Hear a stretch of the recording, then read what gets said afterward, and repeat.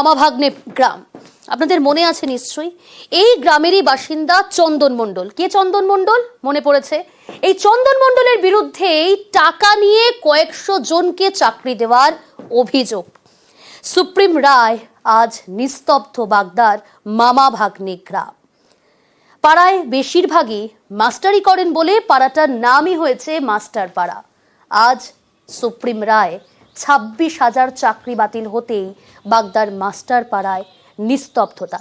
কেমন রয়েছে সেই ছবিটা জানাবি। অনিরুদ্ধ রয়েছে সরাসরি আমার সঙ্গে।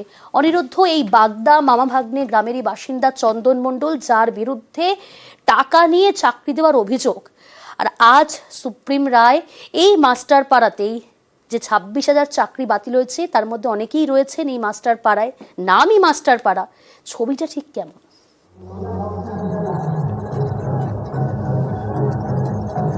দেখো প্রিয়াঙ্কা, তোমাকে জানিয়ে রেখি যে উত্তর 24 পরগনার এই মামাভাগ্নে গ্রাম, যে গ্রামকে এলাকার মানুষ মামাভাগ্নে মাস্টার পাড়া বলে চিনে গিয়েছিল এই চন্দন মণ্ডলের জন্য।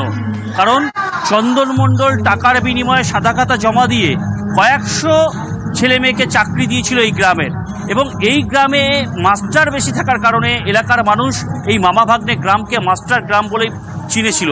এবং পরবর্তীতে উপেন বিশ্বাস সৎ রঞ্জন বলে চন্দন মণ্ডলকে সাদা খাতার বিনিময়ে চাকরি দিয়েছিল বলে অভিযোগ করেন, এবং সেই অভিযোগের ভিত্তিতে পরবর্তীতে কিন্তু হাইকোর্ট নির্দেশ দিয়েছিল চন্দন মণ্ডলের বিরুদ্ধে তদন্ত করবার। তারপরেই কিন্তু দীর্ঘদিন প্রাথমিকভাবে সিবিআই, পরবর্তীতে ইডি তাকে হেফাজতে নিয়ে দীর্ঘদিন জেলবন্দি অবস্থায় রয়েছে চন্দন মণ্ডল। এর মধ্যে এই যে সুপ্রিম রায়, অর্থাৎ হাইকোর্ট আগেই নির্দেশ দিয়েছিল প্রায় 26,000 চাকরি প্রার্থীকে তাদের চাকরি বাতিল করবার নির্দেশ দিয়েছিল। আজ আবার সুপ্রিম কোর্ট সেই রায়কেই বহাল রেখেছে, এবং এই রায়ে বহাল রাখার ফলে মামাভাগ্নে মাস্টার পাড়াতে গিয়ে কিন্তু আজ দেখা গেছে পুরোপুরি নিস্তব্ধতা। গ্রামে অনেকে জানাচ্ছেন, যারা চাকরি নিয়েছিলেন তাদের পরিবারের সদস্যরা জানাচ্ছেন যে 2 লক্ষ টাকার বিনিময়ে চাকরি নিয়েছিল জমি বাড়ি বিক্রি করে, কিন্তু এখন সর্বহারা হচ্ছেন তারা, এবং তারা ভাবছেন আগামীতে কি করে চলবেন। অনেকে বিয়ে করেছে, ছেলে মেয়ে হয়েছে, কিন্তু কি করে চলবেন তা নিয়ে কিন্তু তাদের মধ্যে এখন প্রশ্নচিহ্ন জেগেছে। কিন্তু এলাকায় চন্দন মণ্ডলও নেই, এবং এলাকায় সেই আগের মতো মাস্টার পাড়ার সেই গরিমাও নেই। একদম নিস্তব্ধতা নেমে এসেছে আজ এই সুপ্রিম রায়ের পরে। প্রিয়াঙ্কা, বেশ, এভাবে কিভাবে চালাবো এটাই আমাদের এখন সমস্যা। চাকরি তো চন্দন দিয়েছিল, কে দিয়েছিল চাকরি? না, চন্দন দেবে কেন? এটা পরীক্ষা দিয়েই হয়েছিল। বাড়িতে এখন সবাই নিঃশব্দ। এখন কিভাবে কি হবে, কিভাবে সংসার চলবে? আমার একটা মেয়ে আছে, ক্লাস 4-এ পড়ে। যোগাযোগ করি, হয়তো কারো কাছে নিতে হয়তো 2-1 লাখ টাকা দিতে পারে গরিব মানুষ হিসেবে। বাড়ির লোকে হয়তো দিতে পারে, তারপরে চাকরি দিয়েছে। হ্যাঁ, এখন তারপরে হতে পারে। এখন চাকরি কোথায় করে? ওই তো বলছি তো, গঙ্গাসাগরের পাশে। চন্দনের দ্বারা সবই হয়নি, এটা বলা ভুল। কিন্তু কিছু লোকের চাকরি চন্দন দিয়েছে। হ্যাঁ, এটা হতে পারে। বাড়ি জমি জায়গা দেখা যাচ্ছে কত লোক লাখ লাখ টাকা লোকের কাছ থেকে সুদে করে নিয়েও দিয়েছে। অনেকের চাকরি চলে গেল। হ্যাঁ, অনেকের গেল, এতে অনেকের জীবনও যাবে। কত মানুষের যে কত ক্ষতি হবে তাতে কোনো গুণাগাথা নেই। টাইম লাইনটা আপনাদের দেখাবো। 2021-এ মামলার পরে একের পর এক মামলা, হাইকোর্ট থেকে সুপ্রিম কোর্ট, আর অবশেষে সুপ্রিম কোর্টের রায়, 26,000 চাকরি বাতিল।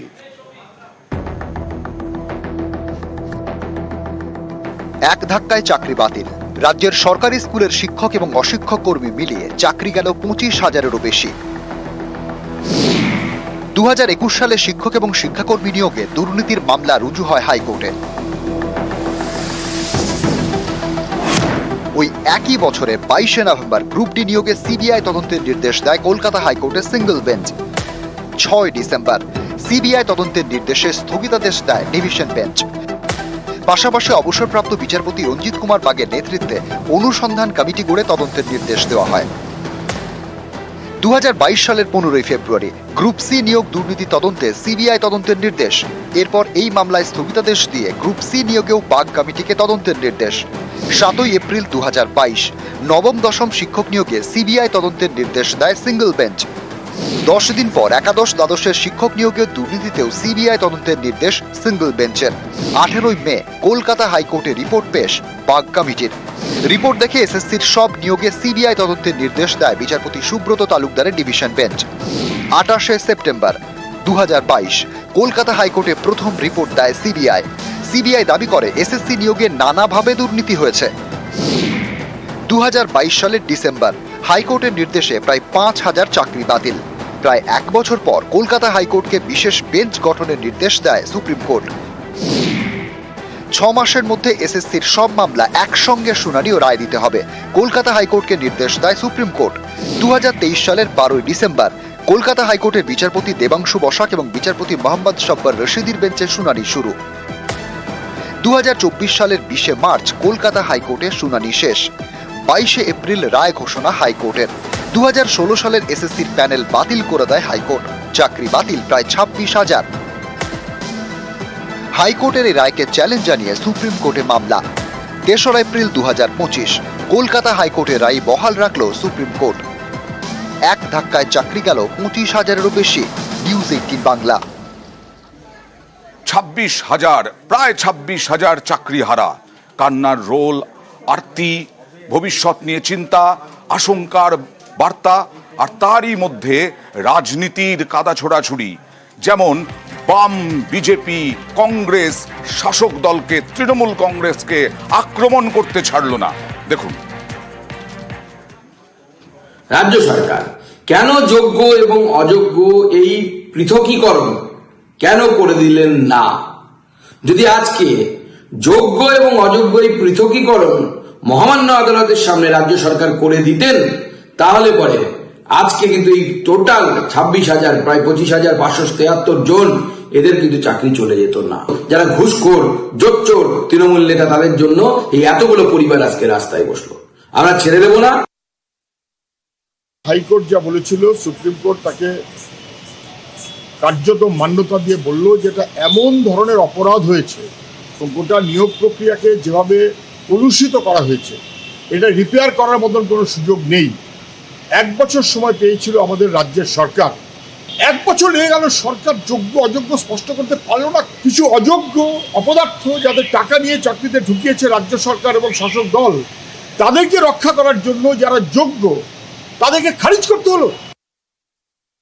যদি দুর্নীতি না থাকতো তাহলে 26,000 তারাকে যোগ্যকে অযোগ্য সেটা পরের কথা, তাদের জীবনটা এরকম দুর্বিষহ হয়ে যেত না। যে পয়সা দিয়ে চাকরি নিয়েছে সেও দুর্নীতির শিকার, যে যোগ্যতার কারণে চাকরি পেয়েছে অথচ চাকরি ভোগ করতে পারলো না সেও দুর্নীতির শিকার। অর্থাৎ আপনি যেদিকে যাবেন সেদিকে কিন্তু মূল কারণটা দুর্নীতি। আর এই রায়ের পরে 26,000 চাকরি বাতিলের পরে মুখ্যমন্ত্রী মমতা বন্দ্যোপাধ্যায় বাম, বিজেপি উভয় দলকেই আক্রমণ করেছিলেন। রাজ্যের শিক্ষা ব্যবস্থা ধ্বংস করার চেষ্টা করছে বাম, বিজেপি, এভাবেই আক্রমণ মমতা বন্দ্যোপাধ্যায়ের। এডুকেশন সিস্টেমটাকে কোলাপস করতে চাইছেন বিজেপি, সিপিএম। একবার আপনাদের লজ্জা হলো না? সিপিএম নিজেরা বলে কি করতেন? চিরকুটে চাকরি দিতেন। গণশক্তিদের যতগুলো রিপোর্টার চাকরি করে তাদের প্রত্যেকের বউকে আপনারা চাকরি দিয়েছেন চিরকুটে। কই তার তদন্ত তো হয় না? বিজেপি রাজ্যে তো তদন্ত হয় না। হাইকোর্টে এই ভার্ডিক্টটা প্রথম দিয়েছিলেন বিজেপির একজন, যিনি এখন এমপি হয়েছেন, জাজমেন্ট জুডিশিয়ারি ছেড়ে দিয়ে বিজেপির এমপি হয়েছে। আজকে তারা কোন মুখে বড় বড় কথা বলে? তাদের দায়বদ্ধতা নেই, দায়বদ্ধতা ছিল না, এবং আমি বিশ্বাস করি এটা বিজেপি করিয়েছে।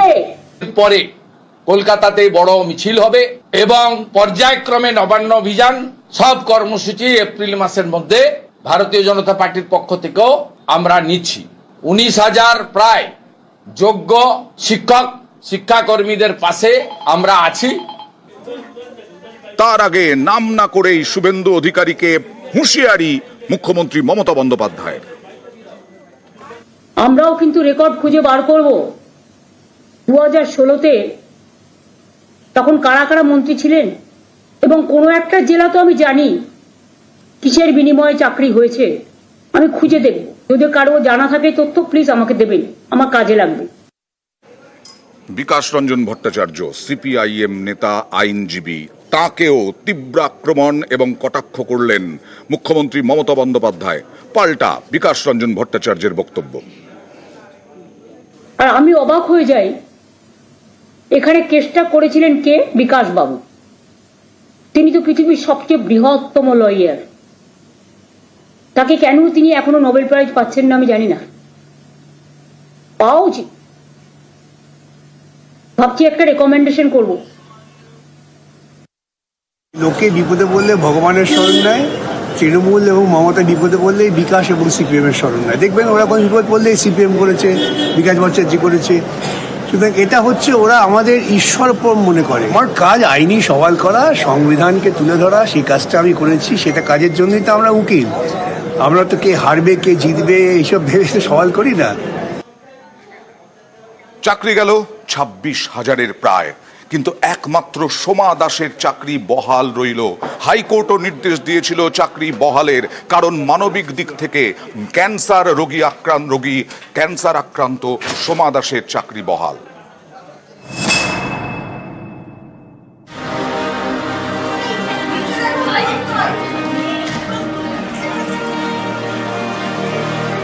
বীরভূমের স্কুলের বাংলার শিক্ষক সোমা। সুপ্রিম কোর্টের নির্দেশে বৃহস্পতিবার প্রায় 26,000 শিক্ষক এবং শিক্ষাকর্মীর চাকরি বাতিল। একমাত্র এই সোমা দাসের চাকরি বহাল। তিনি ক্যান্সারের রোগী।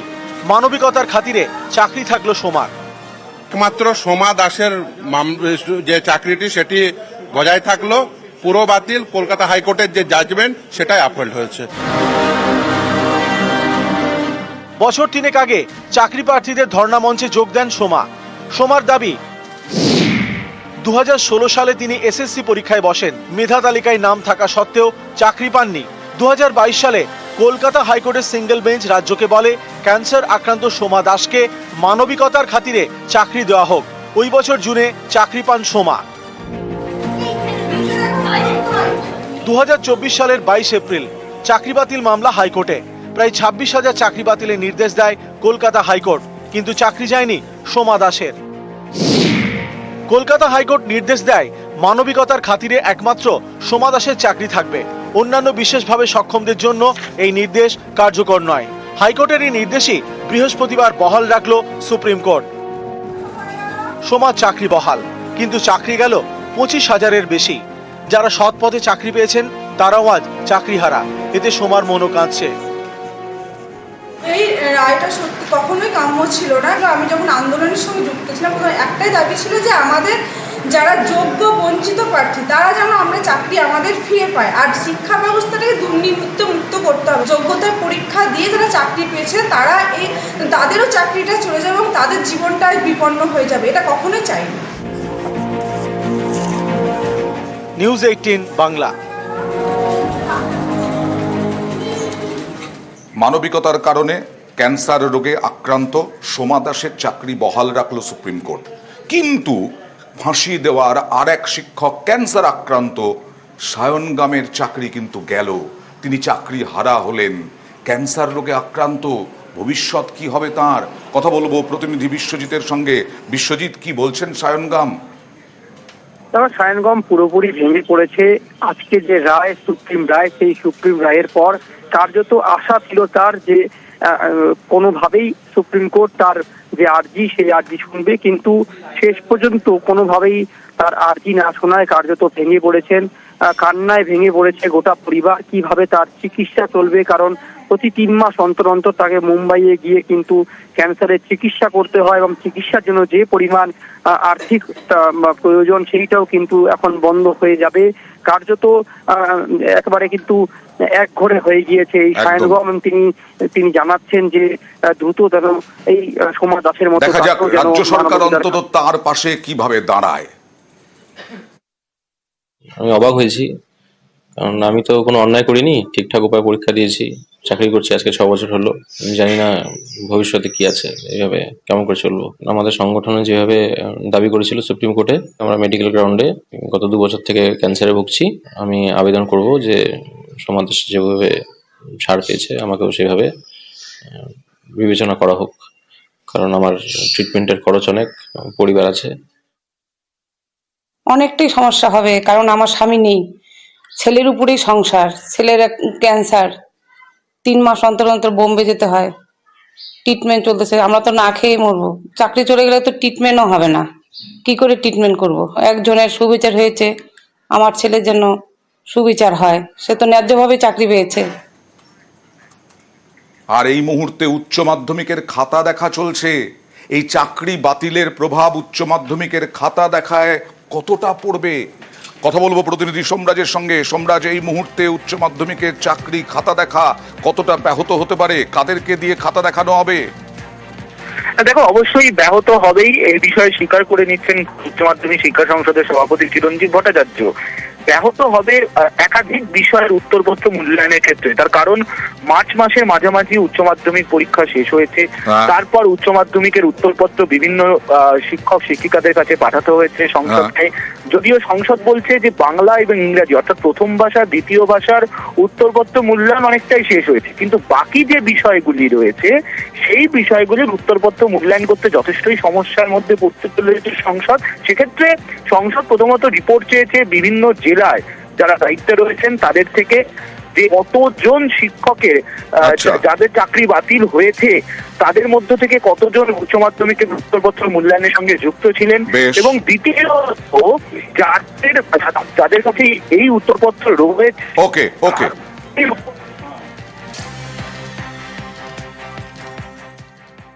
পরীক্ষার্থীর সংখ্যা অন্যান্য বার থাকে প্রায় 7.5 লক্ষ থেকে 8 লক্ষ। এবার আমাদের পরীক্ষার্থীর সংখ্যা 5,09,000 মতো। যেহেতু পরীক্ষার্থীর সংখ্যা প্রায় 2.5 লক্ষ কম আছে, অথচ আমরা টোটাল যে এক্সামিনার পুল যেটাকে বলা হয় সেটা আমরা অলমোস্ট সেম রেখেছি। ফলে আমার মনে হয় যে যদি হঠাৎ করে এই রায়ের ফলে যদি 10 to 15% যদি ড্রপও হয়, তাহলে বাকি যারা রেস্ট অফ দি এক্সামিনার্স আছেন তাদেরকে দিয়ে আমরা খাতা দেখিয়ে নিতে পারবো।